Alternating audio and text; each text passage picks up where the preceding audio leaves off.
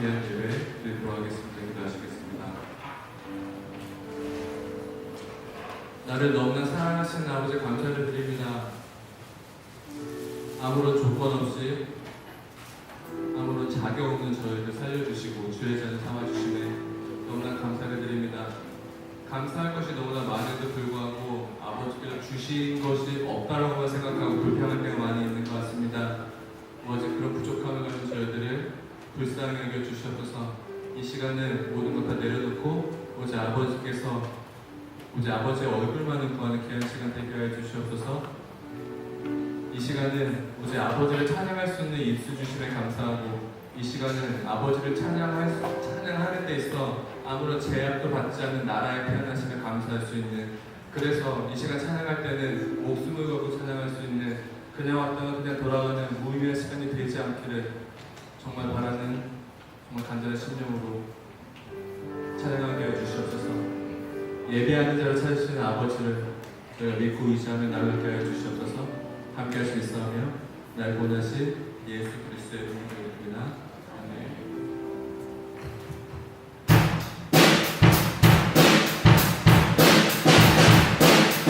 우리 기도는 기쁨을 찬양할 텐데요.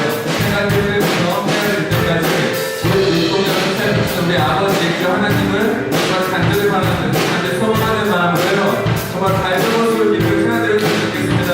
정말 여러분 기쁘십니까? 아버지를 찬양하는 데 정말 기쁘십니까? 우리 제대로 찬양합시다. 아멘. 해가 지는 때부터 해가 지는 때부터 해가 지는 때까지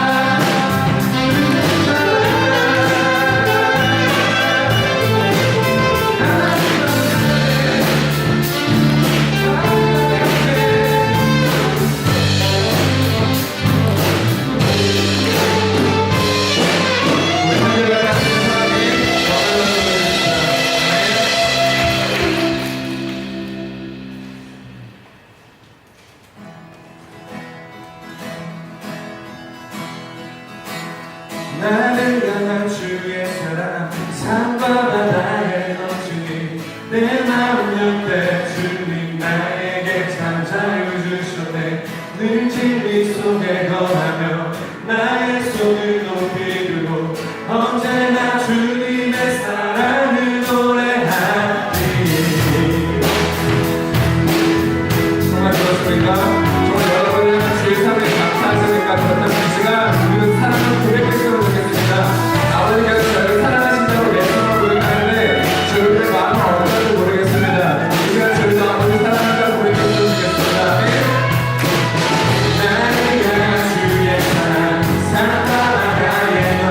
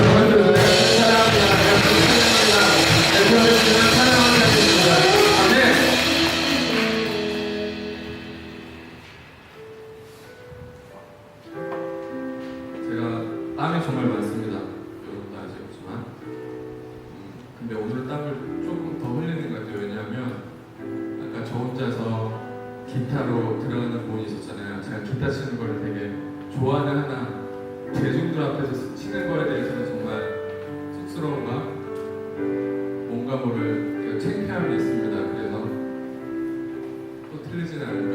예전에 한번 유현수 목사님 집에 저희가 생일 축하한다고 생신 축하 때문에 찾아간 적이 있었는데 기타를 들고 갔었습니다.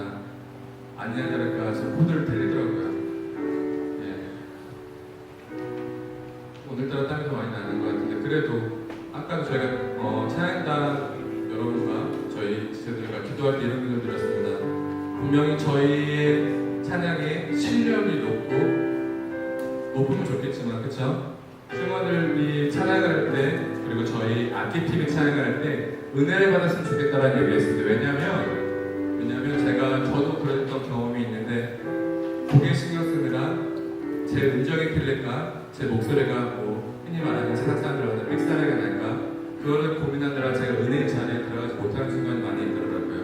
예를 들자면 저희 민지 같은 경우도 드럼이라는 게 정말 어려운 악기거든요. 그렇다면 저 드럼이라는 악기에 집중하다 보면 찬양의 자리에 들어가지 못할까가 되게 걱정이더라고요. 그래서 그런 얘기를 했습니다. 정말 좋은 실력과 좋은 자세로 찬양을 드리면 분명히 좋지만 그래도 그보다 더 중요한 것은 우리가 우리 찬양단 또한 찬양을 드릴 때 은혜의 자리에 들어가는 것이다. 그게 더 중요한 것이다 라고 얘기를 했습니다. 그래서 저의 실수도 분명히 눈 감아주시리라 하나님께서 생각이 됩니다. 이 시간 여러분께 서 있는 이 자리에서 정말 은혜의 자리에 들어갔으면 좋겠습니다. 매번 말씀드려도 감사함에도 지나침이 없듯이 여러분이 서 있는 그 자리가 정말 예배의 자리가 됐으면 좋겠습니다. 여러분들이 일하는 그 공동체가 여러분이 일하는 그 사회생활이 여러분들이 속해 있는 모든 가정생활과 학교생활 그것이 여러분들의 예배의 자리가 됐으면 좋겠습니다.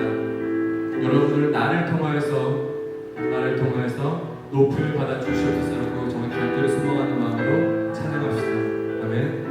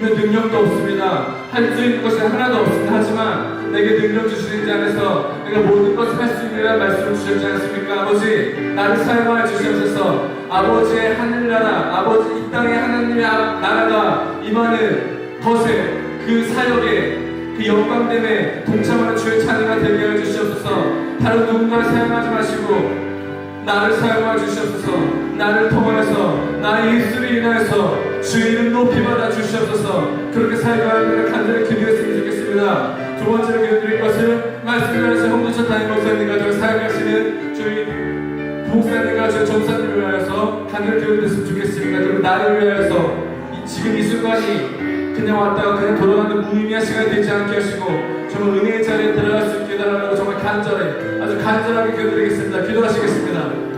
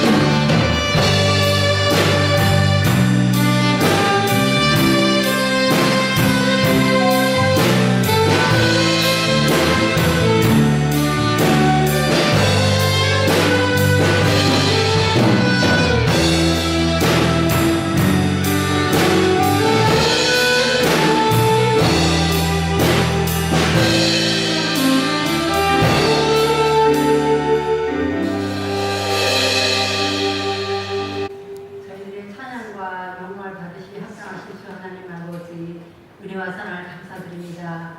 아버지 하나님, 지난 한 주일간도 저희들의 삶 가운데 같이 하셔서 아버지 하나님 지켜주시고 보호해 주시고 이렇게 또 주님의 거룩한 날에 우리 주님의 전을 찾아 예배하고 주님을 찬양할 수 있도록 은혜 베풀어 주셔서 감사드립니다. 아버지, 연약하고 부족한 저희들이지만 우리 주님께서 붙잡아 주심으로 말미암아 저희들이 세상 가운데서 하루하루 매 순간순간마다 승리하며 살 수 있음을 주여 감사드립니다. 그럼에도 불구하고 하나님 아버지, 저희들 넘어질 때도 있었고 실수할 때도 있었으며 아버지 보시기에 또 세상 사람들 보기에 안타까울 때도 있었음을 고백합니다. 주님께서 긍휼히 여겨 주시옵소서. 하나님 아버지, 지난주에는 아버지 저희 새학교에 수련회가 있었습니다. 새학교를 통해 아버지 수련회를 통해서 저희들이 아버지 서로 교제할 수 있도록 은혜 베풀어 주시고 아버지 그 교제를 통해 서로 알게 하시고 또 서로를 위해서 중보할 수 있는 마음으로 허락하여 주셔서 감사드립니다. 아버지 그 수련회가 은혜 가운데 끝나게 하시길 감사하고 아버지 앞으로 있을 모든 수련회에는 정말 우리 새학교의 모든 성도들이 함께 할 수 있는 아버지 그러한 시간들이 될 수 있도록 은혜를 베풀어 주셨기를 간절히 기도합니다. 아버지 하나님, 이 나라의 민족을 위해서 기도합니다. 아버지 하나님, 대통령을 비롯한 유정자들을 기억하여 주시옵소서. 아버지 하나님, 우리 박근혜 대통령에게 지혜와 명철을 더하여 주시되 하나님을 경외하는 마음 허락하여 주옵시고 하나님을 두려워하는 마음 허락하여 주시옵소서. 그 마음 가운데 우리 주님께서 저희들을 사랑하시는 것 같은 아버지 하나님, 정말로 저희들을 사랑하는 긍휼한 마음을 부어주셔서 아버지 낮은 곳에 처한 이들을 먼저 생각할 수 있는 그러한 대통령이 될 수 있도록 인도하시고 도와주셨기를 간절히 기도합니다.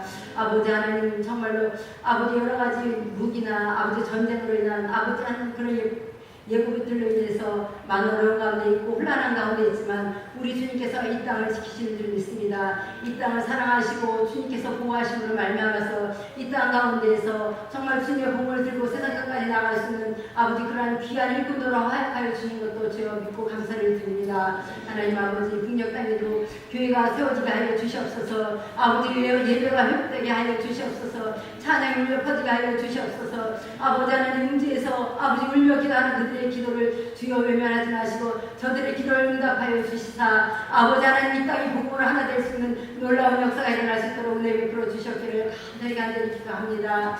하나님 아버지, 이 땅의 교회들을 기억하여 주시옵소서. 아버지, 많은 교회들이 세워지고 있습니다. 또 많은 교회들이 문을 닫고 있습니다. 아버지 하나님, 많은 대형 교회들이 아버지 하나님 또 저희 믿는 자들이 선한 영향력을 끼치지 못함으로 말미암아서 세상 사람들로부터 손가락질 당할 때도 있습니다. 그러나 주님께서는 여전히 저희들을 사랑하시며 여전히 저희들을 지켜주시며 여전히 저희들이 잘할 것이라 믿고 계신 걸 저희들은 믿고 감사를 드립니다. 아버지 하나님, 이 땅의 교회가 정말 이 땅에서 아버지 하나님의 영광을 나타낼 수 있게 하시고 많은 죽어가는 영혼을 축복으로 인도하는 구원의 방주가 될 수 있도록 인도하시고 도와주시기를 원합니다. 어디를 가든지 정말로 주 있는 자녀들이 정말로 본을 보일 수 있도록 도와주시고 주의 영광을 나타내며 칭송을 받을 수 있는 그런 아버지 하나님 그런 교회와 그런 성도들이 될 수 있도록 인도하시고 도와주시기를 간절히 기도합니다. 아버지 하나님, 우리 새학교를 이곳에 세워주신 주님 감사를 드립니다. 아버지의 뜻과 섭리가 계셔서 이곳에 귀한 재단을 세우셨습니다. 아버지 하나님, 우리 새학교회가 아버지 이 땅에서 많은 교회들에게 본을 보일 수 있는 교회가 되게 하여 주시옵소서. 아버지께서 살아서 역사하시는 놀라운 은혜가 이 교회를 통해서 흘러나올 수 있도록 도와주시옵시고 아버지께서 주시는 그 모든 축복들이 이 재단을 통해서 아버지 이 땅 가운데 흘러넘칠 수 있도록 은혜 베풀어 주시옵기를 간절히 기도합니다. 아버지 하나님 땅에 아버지 하나님 정말 우리 새학교의 모든 성도들이 아버지의 말씀대로 살아내기를 애쓸 수 있게 하시고 아버지의 뜻대로 순종하며 아버지 하나님 정말로 주님의 말씀 가운데 언제나 거하기를 애쓸 수 있는 그런 자녀들 될 수 있도록 인도하시고 도와주셨기를 원합니다. 아버지 하나님 새학교의 각교의 기관들을 기억하여 주시되 아버지 하나님 모든 지체들이 머리 되신 우리 주 예수 그리스도께 영광과 찬양과 존귀를 올려드릴 수 있도록 도와주시옵시고 아버지 합력하여 선을 이루며 모든 일 가운데 주의 영광을 나타낼 수 있도록 은혜 베풀어 주셨기를 간절히 기도합니다. 아버지 새학교를 행하신 그 비전을 저희들이 이루고자 합니다. 아버지 12, 70, 300의 비전이 있습니다. 아버지 우리 새학교가 봉되고 발전되어서 아버지 12개의 교회를 분리 개척하기를 원합니다. 아버지 하나님 또 70여 명의 아버지 하나님 선한 일꾼들이 태어난 아버지 세워짐으로 말미암아서 아버지 선교하며 아버지의 교회를 아버지의 나라를 확장시켜 나가는 그러한 역할을 감당할 수 있도록 은혜 베풀어 주시옵소서. 아버지 하나님 300명의 아버지 하나님 기도하는 일꾼들을 세워주시사 언제 어느 곳에서든지 주님의 뜻대로 아버지의 뜻대로 순종하며 움직일 수 있는 그래서 주님의 일을 이뤄나가는 그러한 아버지 교회가 될 수 있도록 인도하시고 도와주시옵기를 원합니다. 아버지 하나님 단위에 세우신 사장 목사님을 기억하여 주시옵소서. 아버지 사랑하는 홍준철 목사님께 성령으로 충만케 하시고 영육간의 강건케 은혜를 베풀어 주시옵기를 원합니다. 주님 크신 능력의 손으로 붙잡아 역사하시사 권능 있게 주의 말씀을 증거할 수 있도록 도와주시고 아버지 전포되어지는 말씀이 아버지 하나님 많은 영혼들이 세워지게 하시고 많은 잠자던 영혼들이 깨어나게 하시고 병든 자들이 고침을 받는 놀라운 역사가 날마다 계속될 수 있도록 은혜 베풀어 주시옵소서. 특별히 영혼간의 강건함으로 지켜주셨기를 원합니다. 아버지 많은 집회 가운데서 아버지 하나님이 더운 여름에 아버지 하나님 많이 피곤한 가운데 있고 육신적으로 지쳐있을 아버지 목사님을 주님께서 붙잡아 주시고 더욱더 강건케 하여 주셨기를 간절히 기도합니다. 아버지 하나님 성정선 목사님과 아버지 박영숙 전도사님을 기억하여 주시고 아버지 하나님 정말 세워주신 목회자들이 마음을 합하여 아버지 교회를 온전히 세워나갈 수 있도록 은혜 베풀어 주셨기를 원합니다. 하나님 이 시간에 성령의 충만함을 저희들에게 주어 주시옵소서. 아버지 전 말씀을 전하시는 목사님과 듣는 저희들이 모두 마음이 열릴 수 있도록 도와주시옵시고 성령님께서 한 영혼들마다 그 마음을 매우 만져주심으로 말미암아서 거룩한 주님의 성전으로 세워질 수 있는 놀라운 역사가 일어날 수 있도록 도와주시옵소서. 아버지 하나님 이 재단을 위해서 충성하는 아버지의 귀한 일꾼들이 있습니다. 보이는 곳에서 보이지 않는 곳에서 아버지 하나님 정말로 주님께 영광을 돌리는 귀한 손길들을 주님 축복하여 주시옵소서. 아버지 성가대로 찬양가로 또 청소로 식사로 아버지 안내와 찬양 봉사 등으로 아버지께 헌신하는 주님의 사랑하는 자녀들의 가정을 주님께서 돌보시고 저들의 가정에 복 주시옵기를 간절히 기도합니다. 아버지 하나님 이제 말씀을 전하실 때 주님께서 함께하여 주옵시고 아버지 하나님 은혜 받는 귀한 시간 될 수 있도록 주여 은혜 베풀어 주시옵소서. 거룩하신 주 예수 이름으로 감사하며 기도드렸습니다.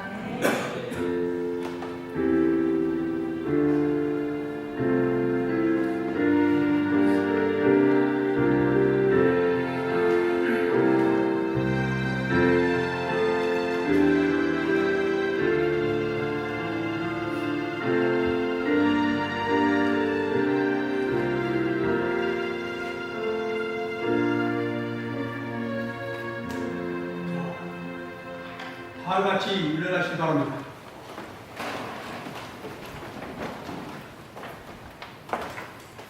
오늘 우리에게 주신 하나님의 말씀은 마가복음 1장 29절에서 30절입니다. 두 주님이 다 같이 합독하시겠습니다.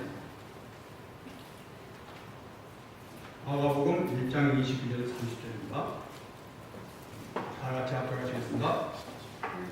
회당에서 나와 곧 야고보와 요한과 함께 시몬과 안드레의 집에 들어가시니 시몬의 장모가 열병으로 누이는지라 사람이 그 여자에 대하여 예수께 여짜오되 아멘.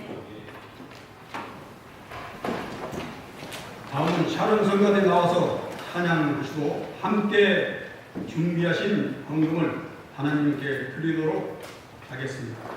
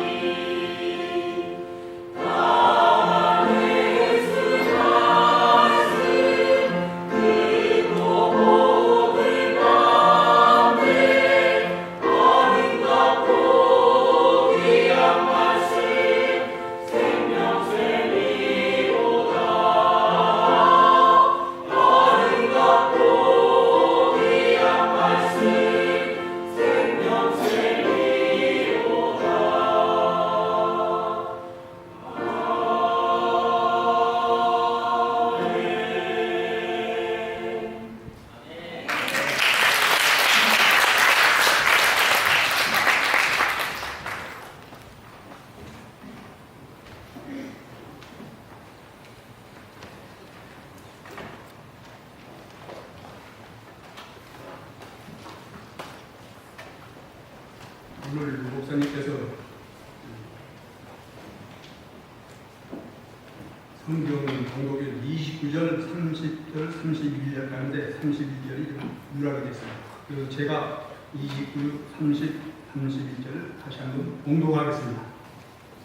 회당에서 나와 곧 야고보와 요한과 함께 시몬과 안드레의 집에 들어가시니 시므노 장모가 열병으로 누워있는지라 사람들이 곧 그 여자에 대하여 예수께 여짜온데 나아가사 그 손을 잡아 일으키시니 열병이 떠나고 여자가 그들께 수종되니라.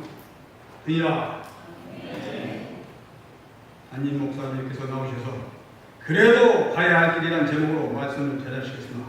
많은 은혜 받으시기 바랍니다.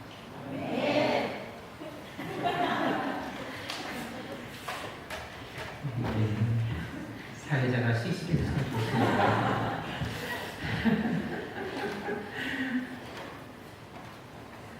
기도 제목 내신 분들것만 제가 받도록 하겠습니다. 감사드려요. 우리 김 지사님, 나를 통하여 나의 입술을 인하여 주의 이름 높임 받으소서. 김성근 목사님, 늘 평강을 주신 주님께 감사드리며 작은 마음으로나 치우치지 않는 열정의 믿음을 주옵소서. 이종용 박성수 부부 드리셨습니다. 여러 이름을 위해서 함께 기도하겠습니다.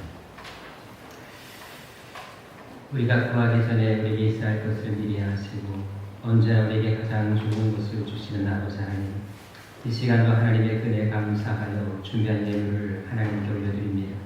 이 예물과 함께 저희들의 마음을 받아 주옵시고 저희들의 삶이 하나님 앞에 가장 아름다운 향기나는 삶이 되게 하여 주옵소서. 특별히 감사의 마음을 담아드린 감사의 예물이 있습니다. 어려운 가운데서도 10의 1주를 드린 귀한 손길이 있습니다.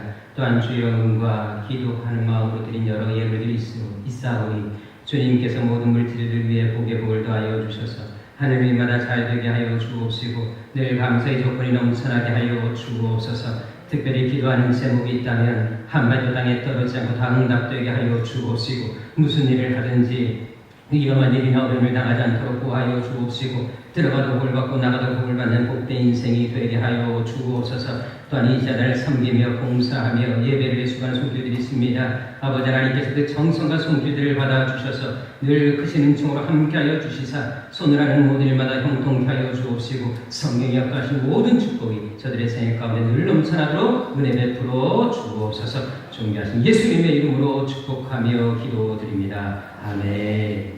우리 옆 사람과 웃으면서 인사하겠습니다. 당신은 지금 천사의 미소를 보고 있습니다.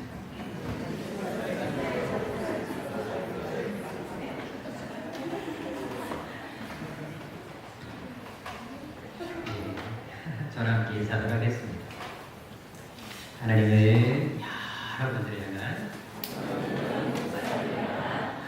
놀라운 계획을 가지고 계십니다. 네.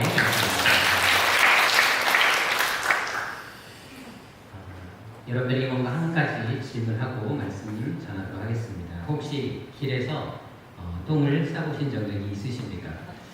네, 아침부터 갑자기 이런 질문을 던져서 좀 놀라시겠지만 저는 그런 경험이 있습니다. 혹시 여러분들도 아마 그런 경험이 있을지 제가 궁금해서 여쭤보았습니다. 근데 만약에 여러분들 도심 한가운데서 갑자기 바지에다가 그런 일을 하게 된다면 얼마나 당황스럽겠습니까?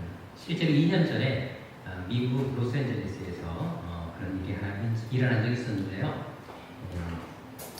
나카니시라는 일본인이 유학생활 중에 이제 친구를 만나러 가던 중에 갑자기 이제 배에 신호가 오게 됐습니다. 그래서 주위에서 이제 화장실을 찾았음에도 불구하고 화장실이 발견되지 않았습니다. 사실 여러분들 외국 나가보시면 알겠지만 의외로 화장실을 찾기가 그렇게 쉽지가 않습니다. 우리나라처럼 아무렇게나 물을 마실 수 있는 곳이 있고 화장실을 아무데나 들어갈 수 있는 곳이 있는 나라가 거의 드뭅니다. 이분도 역시 화장실을 찾았지만 끝내 찾지 못했습니다.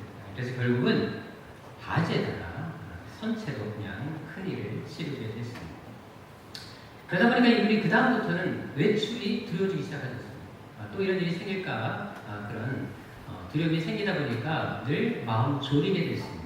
그래서 이렇게 대변 공포증에 시달리는 분이 어떻게 하면 이것을 해결할 수 있을까를 연구하게 됐습니다. 그래서 결국은 이분이 디플이라는 대변 알리기를 기기를 개발하게 됐는데요. 그것이 바로 이것입니다. 한번 보도록 하겠습니다. 바로 이것입니다. 이것을 이렇게 배에 차고 있으면 이게 초음파 센서가 작동을 합니다. 그래서 이제 핸드폰과 연동이 되기 때문에 핸드폰으로 이제 대장에 똥이 얼마나 찼는지 이걸 알려주는 그 기능을 가지고 있습니다. 또한 몇 분 뒤에 화장실을 가야 될지까지도 시간으로 다 나타나 있습니다. 이렇게 50%, 60%, 70% 차 있다. 준비하라 이런 표시들을 다 하고 있는 것을 볼 수가 있습니다. 그래서 특별히 화장실을 가야 될 10분 전에는 알람이 울리도록 또 만들어 놓았다고 합니다. 그래서 항상 대기하고 있다가 화장실을 가도록 이렇게 해서 이것들을 만들게 되었습니다. 근데 의외로 이것이 반응이 되게 좋았습니다. 왜냐하면 거동이 불편한 장애인이나 치매노인들 그리고 과민성 대장 증후를 앓고 있는 사람들이 이것을 선호하게 됐습니다. 실제로 몇몇 요양시설에서 이것을 한번 테스트를 해봤더니 너무나 효과가 좋았다는 것을 발견하게 됐습니다. 왜냐하면 이제 전에는 간호사 한 사람이 한 환자를 일일이 돌봐야 되는데 핸드폰만 갖고 다 하게 되는 겁니다. 그래서 간호사 한 사람이 또 여러 사람을 다 관리할 수 있는 너무나 편리한 그런 것들을 발견하게 되면서 이것이 대박이 나고 말았습니다. 그래서 이분 역시 하루아침에 큰 성과를 보게 되는, 그렇게 해서 항상 이것을 통해서 간호사들도 이제 언제든지 이렇게 화장실에 가야 될 분들에 대해서 다 처리해줄 수 있는 그런 계기를 마련해 주게 됐습니다. 그래서 많은 요양시설에서 또 많은 어려움에 처한 몸이 불편한 분들이 이 도움을 얻게 되는데 바로 이분이 이 사람입니다. 그래서 이 대변 알림이 디프리를 발견하는 사람입니다. 이분의 비전이 있습니다. 이분의 꿈이 있습니다. 이분의 꿈이 바로 이것입니다. 우리는 인류의 존엄을 지키고 싶다. 똥을 지리지 않는 세계를 만들고 싶다. 이것이 이분의 비전입니다. 사실 제가 이것을 이제 보면서 그런 마음이 들었습니다. 이분에게 사실 길거리 도심한 가운데서 이런 일을 당하게 됐을 때 얼마나 당황스럽겠습니까? 마찬가지로 이런 일을 겪게 되면 결코 자신에 대해서 실망하게 될 것이고 정말 부끄러운 수치를 아마 경험할 수밖에 없었습니다. 근데 중요한 건 뭐냐면 이렇게 갑자기 새각자 같은 어려움을 겪었지만 그럼에도 불구하고 이 가운데서 그것을 잘 이 문제를 극복했기 때문에 결국 이분뿐만 아니라 여러 사람들에게 도움을 주는 인생을 살게 되었다는 것입니다. 이것은 우리도 마찬가지 아니겠습니까? 우리도 살다 보면 때때로 생각자는 어려움을 겪을 때가 있습니다. 갑작스런 어떤 위기를 통해서 우리도 당할 때가 있을 수밖에 없습니다. 하지만 그것을 어떻게 받아들이냐에 따라서 우리의 삶의 질은 많이 달라질 수 있다는 것입니다.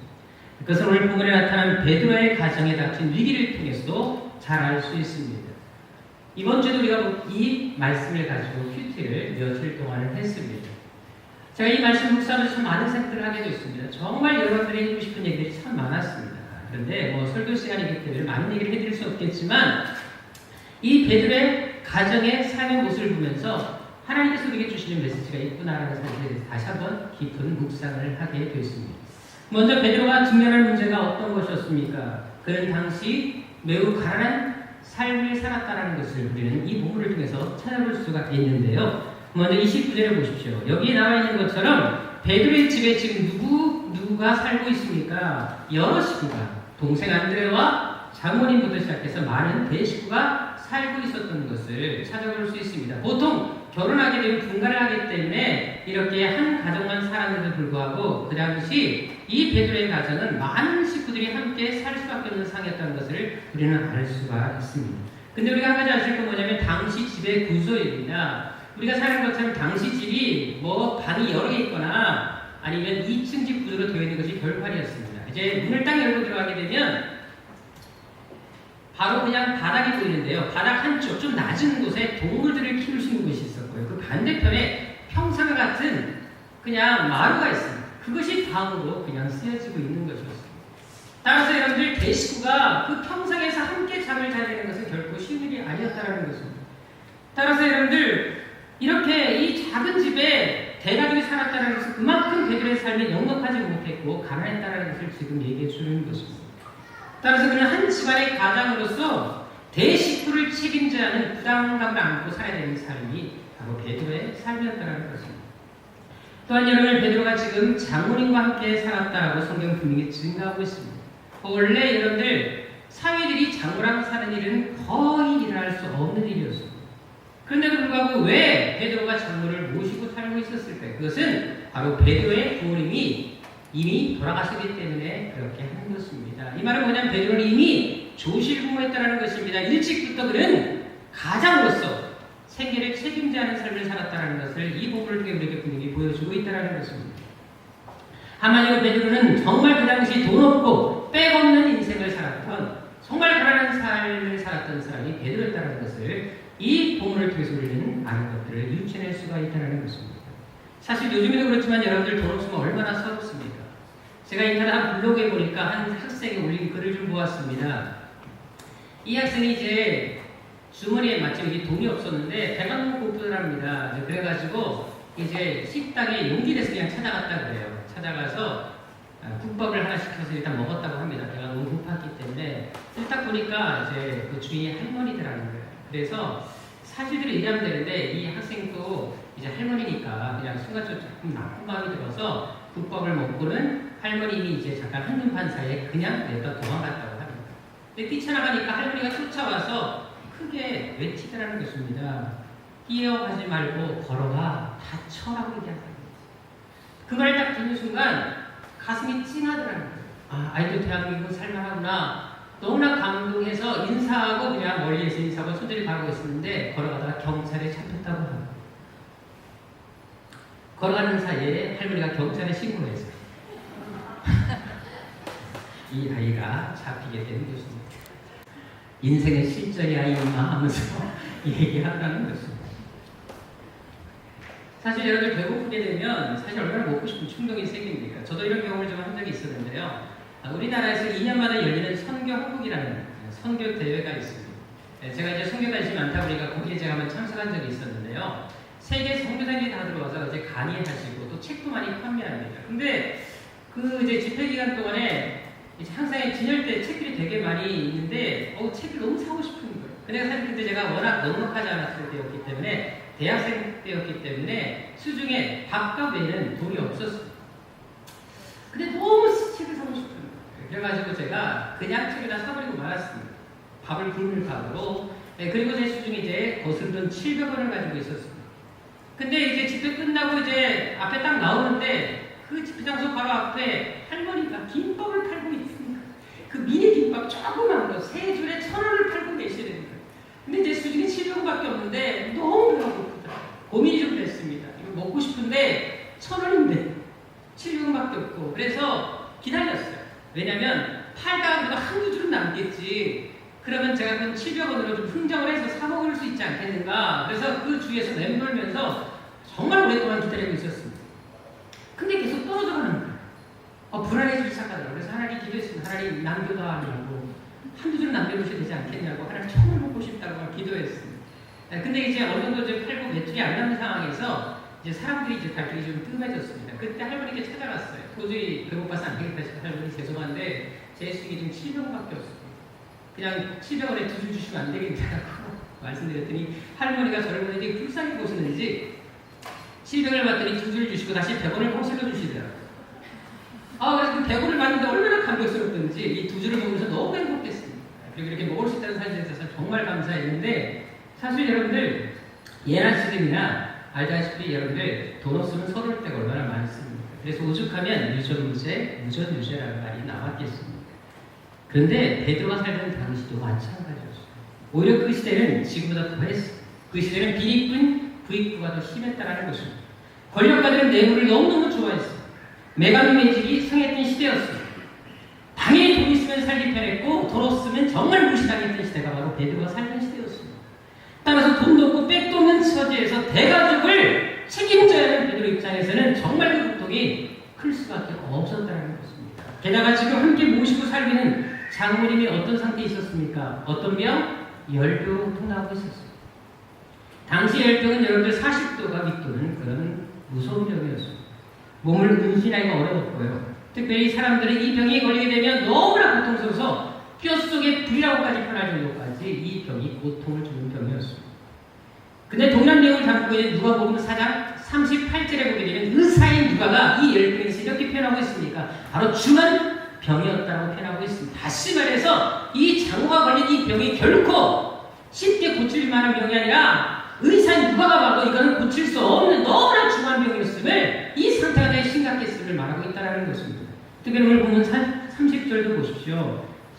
이 장모가 병으로 누워있었다라고 표현되어 있습니다. 우리는 단순하게 그냥 누워있다 표현되어 있지만 원어 성경은 의미가 확실하게 좀 다른 의미로 표현되어 있습니다. 상당히 오랫동안 누워있었다라고 표현되어 있다는 것입니다. 다시 말해서 이 병을 앓고 있었던 시간이 짧지가 않았고 이미 긴 시간 동안 이 장모가 계속 병으로 누워있었다는 사실을 이 본문은 분명히 증거해주고 있다는 것입니다. 근데 여러분 현대 의학에서도 말하지만 만약 이렇게 40도 이상의 고열에 시달리게 된다면 사람들이 청각장애가 오거나 아니면 뇌 손상이 온다라고 의사들은 얘기를 합니다. 그렇다면 이 모든 상들을 정확히 본다면 지금 베드로의 삶이 어떤 삶이었겠습니까? 순탄하지 않은 삶이었다는 것입니다. 계속해서 가난에다가 질병에다가 너무나 힘든 삶, 계속해서 악재가 겹쳐가는 삶을 살았던 사람이 베드로였다는 사실을 알 수 있다는 것입니다. 자, 그런데 중요한 것은 이런 상황에서 베드로가 하는 것이 무엇입니까? 29절을 다시 보십시오. 여기 뭐 알 수 있는 것처럼 지금 베드로가 이런 정말 어렵고 힘든 상황에서 어디를 갔다 오고 있습니까? 회당에 다녀온 것을 찾아볼 수 있는 상황. 21절에 나와 있는 것은 이날은 안식일이었습니다. 따라서 지금 베드로는 안식일 예배를 드리기 위해서 회당에 다녀오는 것입니다.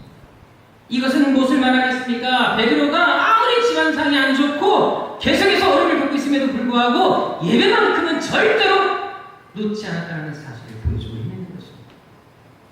사실 우리는 집안에 어려움이 생길 때마다, 갑자기 급한 일이 생길 때마다 예배에 빠지는 경우가 종종 있지 않습니다. 하지만 베드로는 생각지 못했던 너무나 악재가 큰 불행이 겹쳐왔음에도 불구하고 예배만큼 결코 소홀하지 않았다는 것입니다. 여러분들 이렇게 하는 것이 결코 쉽겠습니다. 전에 제가 강원도에 있는 한 교회 수련회를 인도하러 간 적이 있습니다. 근데 그 교회에 갔더니 걔가 보통 여러분들 낯선 사람을 보면 얼마나 짖습니다. 근데 그 걔가 저를 딱 보자마자 꼬리를 흔들고 전혀 짖지 않는 거예요. 그래서 제가 담임 목사님한테 이 걔는 어떻게 외국 사람이 와도 짖질 않네요 그랬더니 그 목사님이 하는 말이 기가 막혔어요. 이 걔는 교회 다니는 사람은 기가 막히게 알아본다고 합니다. 그래서 교회 다니는 사람들 보면 절대 짖지 않는다. 근데 동네 사람들이 알지라도 교회 안 다니면 짖는다고 합니다. 여러분들 내가 진짜 크리스찬인지 아닌지를 알려면 이 걔를 만나보시면 됩니다. 그래서 저는 내년 여름 수련회를 하면 이쪽으로 정규 수련을 갔다 오도 좋지 않겠나 갑자기 마음 어려지는 분들 좀 계실지도 모르겠네요. 여러분 이 개가 이렇게 사람을 알아본다는 것은 이 개의 영성이 뛰어나다는 것을 증명하지 않습니까? 근데 이것을 한편으로 이렇게 생각할 수가 있어요. 개가 예배를 드리는 사람과 드리지 않는 사람을 알아본다는 것은 예배를 드리는 사람과 그렇지 않는 사람은 뭔가 다른 영적인 것이 있다는 것을 지금 얘기해 주고 있는 것입니다. 그것을 지금 개가 캐치해내고 있는 것입니다. 그래서 우리가 날마다 예배를 드리는 것이 얼마나 중요하다는 것을 이 사건을 통해서 우리는 충분히 알 수 있다는 것입니다. 오늘 본문의 베드로도 마찬가지였어요. 가정적으로, 경제적으로, 상황적으로 도저히 지금 예배드릴 상황이 아니었다는 것입니다. 매우 좋지 않은 상황에도 불구하고 베드로는 예배만큼 하지 않고 있다는 사실. 그뿐만이 아닙니다. 29절을 다시 보십시오. 그가 지금 예수님을 자기 집으로 영접하는 것을 찾아올 수가 있어요. 그렇다고 왜 자기 집에 영접했을까? 장모님의 열방을 고치기 위해서 모셔갔을까요? 여러분 절대 아닙니다. 만약 그런 목적이었다면 처음부터 애초에 베드로가 예수님께 장모님의 열방을 고쳐달라고 말을 했을 것입니다. 하지만 절대로 성경 어디를 찾아봐도 마태, 마가, 누가복음 다 찾아봐도 베드로가 먼저 예수님에게 장모님의 병에 대해서 언급한 것을 찾아볼 수가 없어요. 오히려 그 부탁을 하는 사람들은 주위 사람들이었어요. 베드로가 부탁하지 않으니까 안타까운 주위 사람들이 예수님에게 나가서 베드로의 장모의 병을 고쳐달라고 말하는 것을 찾아볼 수 있습니다. 이것은 뭐를 얘기하겠습니까? 베드로는 지금 장모의 병을 고치기 위해서 예수님을 모셔간 것이 아니라는 것입니다. 지금 안식일 예배 후에 점심시간이 되었다는 것입니다. 그래서 베드로는 예수님을 대접하기 위해서 집에 모시는 것입니다. 솔직히 여러분들 집안에 지금 꼴이 많이 아닙니다. 가난합니다. 그리고 겪는 사람도 있습니다. 그런 상황에서 어떻게 손님을 모시고 대접할 수가 있겠어요? 하지만 베드로는 이렇게 정말 좋지 않은 상황에도 불구하고 예수님을 자기 집에 영접하고 있는 것을 찾아볼 수 있다는 것입니다. 가난한 삶에도 불구하고 주를 섬기는 일에 결코 소홀하지 않았음을 이 부분을 통해서 말씀하고 있는 것입니다. 또한 이것은 그가 제자로 부름받은 이후에 예수님의 제자로서의 삶을 살기 위해서 얼마나 힘썼는지 보여주는 한 증거라는 것입니다. 그래서 제자로서의 신분을 감당하기 위해서 제자로서 마땅히 주를 섬기기 위해서 이렇게 자기 길에 모셔가는 것을 성경으로 증거해주고 있는 것입니다. 한마디로 베드로는 가난하고 어려운 삶에도 불구하고 직분을 내려놓지 않았다는 것입니다. 생계를 해결하기 위해서 이리저리 뛰어다니는 것이 아니었다는 것입니다. 오히려 자신에게 주는 사명에 더 충실했고 신앙생활에 열심히 했다는 것을 이 부분을 통해 분명히 보여주고 있는 것입니다.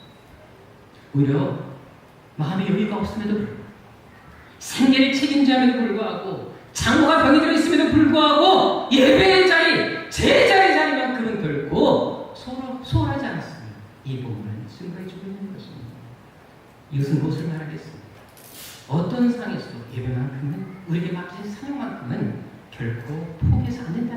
말씀해주고 있는 것입니다. 오히려 힘들수록 고통스러울수록 더 열심히 주를 섬긴다는 것을 이 본문을 통해서 우리 분명히 보여주고 있는 것입니다. 그래서 별로 큰 사건이 아님에도 불구하고 마태, 마가, 누가복음 세 봉사에 걸쳐서 모두가 이 사건의 기록을 있는 것을 우리는 주목해 볼 필요가 있다는 것입니다.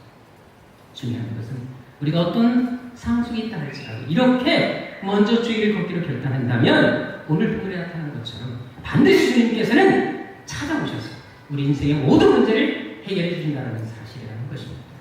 실제 오늘 본문을 보십시오. 예수께서 베드로의 장모를 고친 시점이 언제였습니까? 예배 전이었습니까? 예배 후였습니까? 예배 후였다는 것입니다.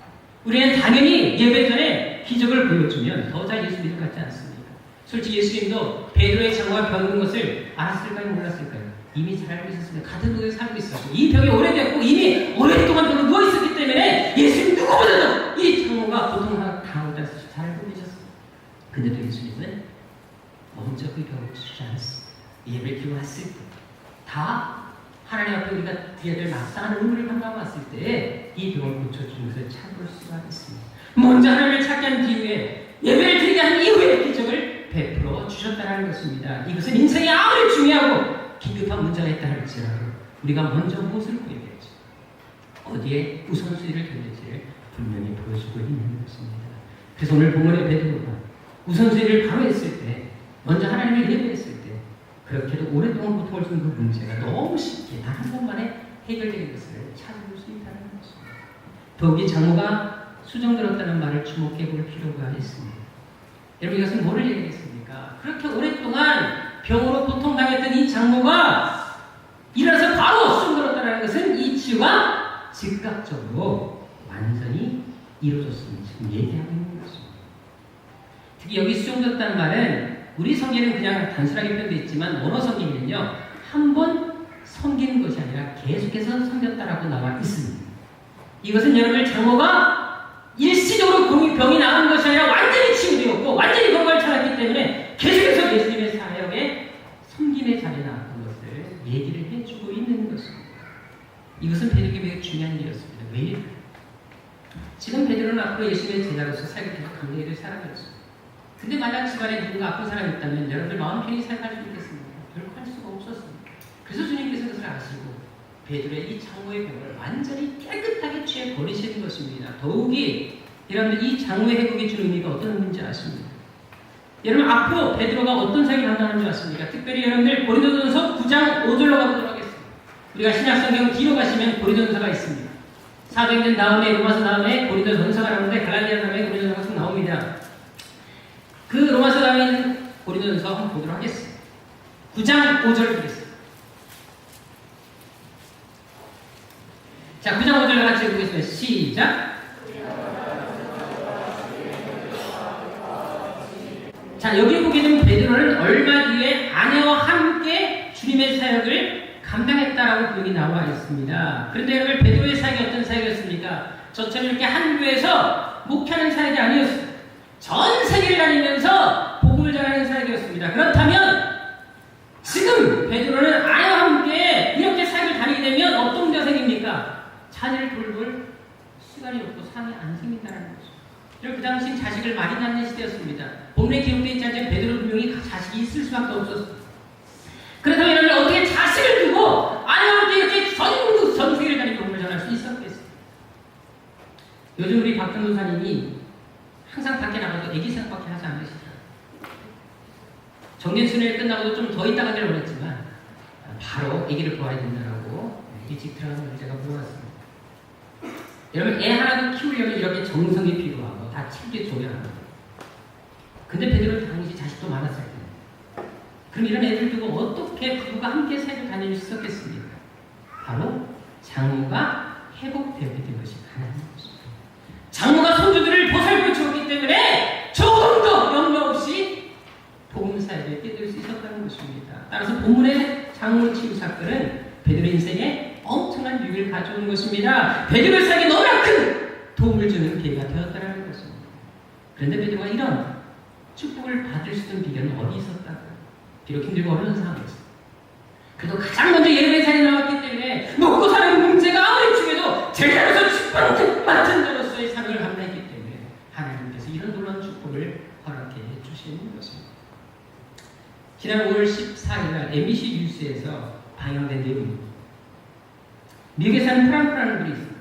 독실한 크리스천입니다. 이분이 1993년 교통사고를 당해서 시각을 잃어버리고 나서 시각 장애인이 됐습니다. 시력을 완전히 잃어버렸어요. 그래서 23년간 앞을 보지 못하는 연습에 살게 되셨습니다.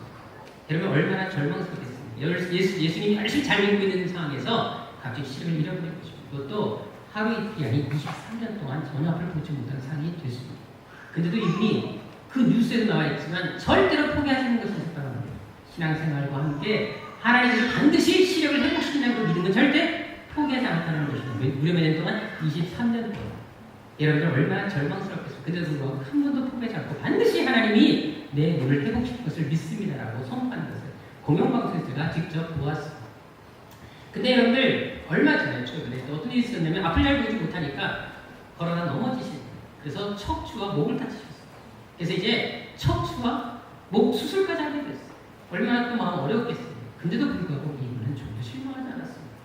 반드시 하나님이 은혜를 주실 거라는 믿음을 가지고 사셨습니다. 근데 놀라운 것은 수술 중에 시력이 회복되고 의사들도 놀랐어요. 이것은 눈 시력과 전혀 상관없는 척추소와 목 수술인데 어떻게 이렇게 눈을 뜰 수가 있느냐? 자기는 이해할 수 없다. 이건 기적이다라고 공영방송에서 나오는 그 방송을 제가 들은 적이 있습니다. 어떻게 그것이 가능했겠어요? 끝까지 어려움 속에서 하나님 붙잡고 믿음으로 살리기 때문에 하나님께서 이런 놀라운 기적을 보여주시는 것입니다. 마찬가지입니다. 어려운 가운데 우리가 믿음을 포기하지 않는 정말 어렵게 힘든 상황 속에도 하나님을 의지하고 더 믿음으로 살리고 몸부림치는 한 하나님의 놀라운 축복을 주신다는 것을 이런 사건들 통해서 우리에게 보여주고 있다는 것입니다. 그래 여러분 인생의 모든 열쇠는 하나님께 있음을 우리는 믿어야 한다는 것입니다. 어떤 시련이 온다 할지라도 우리는 끝까지 하나님을 붙들어야 한다는 것입니다.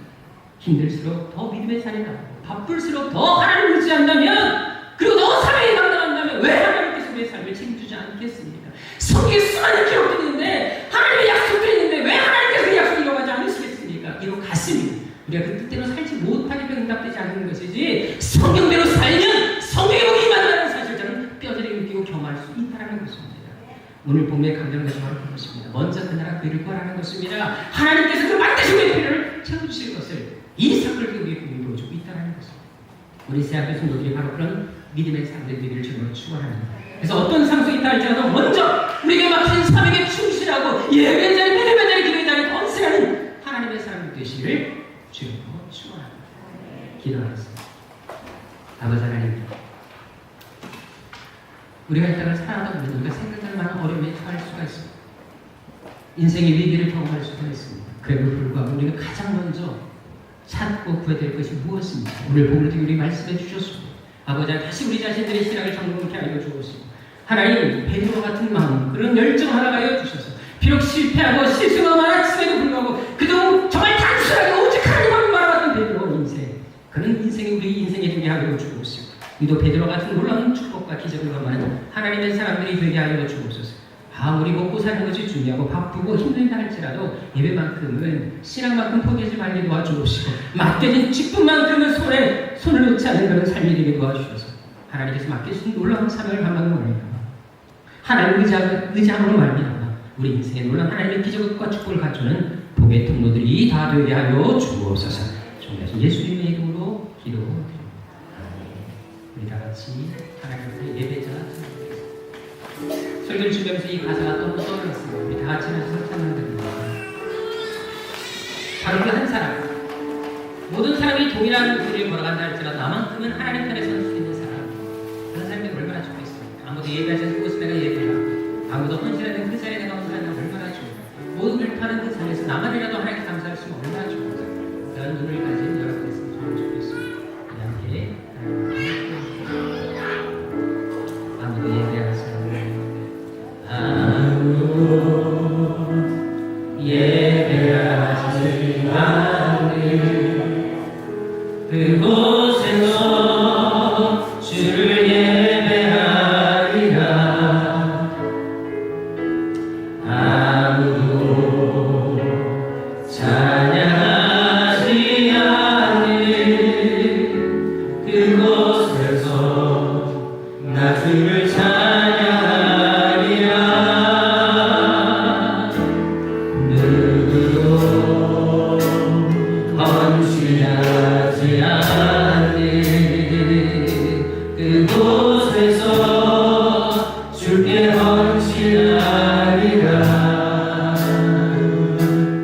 누구도 증거하지 않는 그곳에서 나 주를 증거하리라. 내가 걷는 모든 다 주를 예배하게 하소서. 주의 보혈로 더 바르게 하소서. 내가 전이고 주의 거룩한 곳 되게 하소서. 주의 향기로 물들이소서. 내가 받는 모든 자 주를 예배하게 하소서. 주의 보혈로 더 바르게 하소서. 내가 전이고 주의 거룩한 곳 되게 하소서. 주의 향기로 물들이소서. 이 시간 우리가 이 찬양의 가사처럼 살 수 있으면 얼마나 좋겠습니까? 아무도 예배하지 않는 자리라 할지라도 나만큼은 주를 예배하는 자가 되고, 아무도 헌신하지 않을지라도 나만큼은 주께 헌신하는 자가 되면 얼마나 좋겠습니까? 이왕 예수 믿는 거라면 그렇게 살아봐야 되지 않겠습니까? 정말 하나님의 자부심, 하나님의 자존심을 지켜드리는 그런 삶이 되야 되지 않겠습니까? 이 시간 우리 그런 마음으로 기도하시고, 하나님, 내가 바로 하나님 편에서 그 한 사람이 되게 하여 주옵소서. 나만이라도 하나님의 자존심을 지켜드리는 삶이 되게 하여 주옵소서. 베드로와 같이 내 인생에 어떤 어려움, 시험이 할지라도 감당이 있는 그 순간에도 더 주를 찾게 하여 주시고, 더 믿음의 자리, 기도의 자리, 예배의 자리를 삼하게 하여 주옵소서. 그래서 내 인생에도 베드로와 같은 가정이 같은 주의 역사, 기적사 나타나게 도와주시고, 나를 통해 수많은 사람들을 받고 주게 되는 일들이 일어나게 하여 주옵소서. 이 시간 우리 간절한 마음으로 주의 이름을 외치고 기도하도록 하겠습니다. 주여!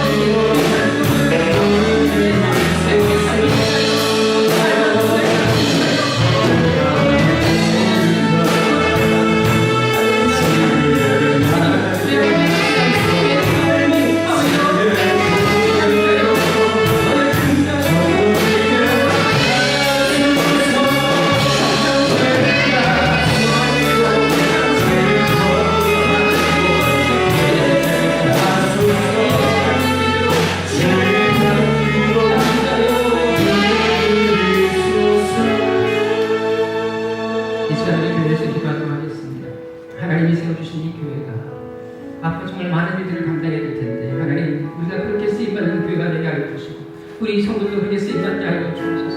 날이 덥다 우리 신앙이 퇴보해져 가고 하나님을 찾는 시간이 줄어드는 것이 아니라 오히려 그럴수록 우리의 열정이 더 뜨거워지고 더 하나님께 나와 기도하며 더 하나님께 부르짖는 그런 마음을 우리 모든 성도들이 갖게 하여 주옵소서. 또한 복음을 위해 모든 열정을 태울 수 있는 하나님의 사람, 믿음의 사람들이 일어나게 도와주옵시고, 특별히 세우신 우리 직분자들, 목장들을 통하여 이 놀라운 생명 역사, 그 역사가 나타나게 하여 주옵소서. 우리가 기도하는 것처럼 300일 이전 반드시 우리 성도한 사람을 살아 이루게 도와주옵시고, 우리가 이 땅에 정말 영에 끼치는 삶을 살게 하여 주옵소서. 선교센터를 세우며 분리대증을 통하여 수많은 영들을 책임지는 하나님의 사람들, 하나님의 교회가 되게 도와주옵소서. 그래서 세계를 되면 하나님의 사람들이 이 재난보다 일어나게 도와주시고, 하나님의 놀라운 사명 감당으로 아버지와 하나님의 살인 친구들을 보이는 이 땅의 살인 교회 능력을 되게 도와주옵소서. 이 시간 우리 간절한 우리 교회와 우리 성도들과 우리 집분자들 위해서 우리 간절한 마음으로 주여 세번을 지금 나누도록 하겠습니다. 주여 주여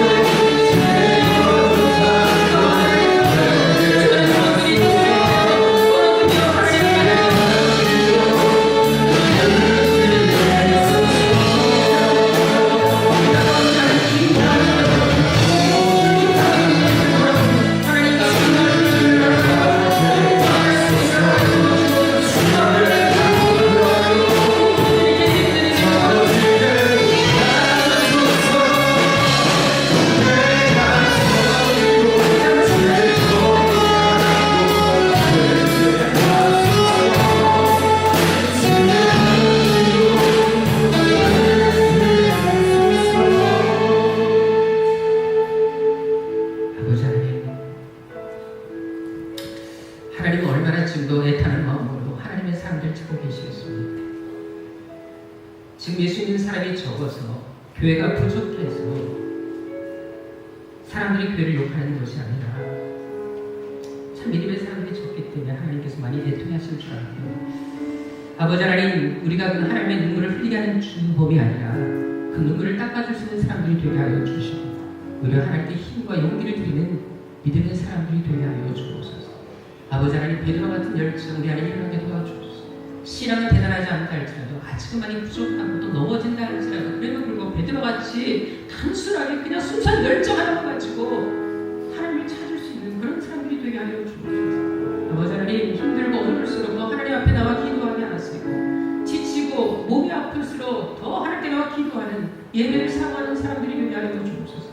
아무리 먹고 사는 것이 중요해도 하나님보다 귀한 것이 있겠습니까? 또는 하나님께서 우리 인생 챙겨주지 않겠습니까? 먼저 그 나라 그 일을 구하게 하여 주옵시고 그 누구에게도 하나님을 사랑하는 만큼은 지지 않는 열심 열정 허락하여 주옵소서.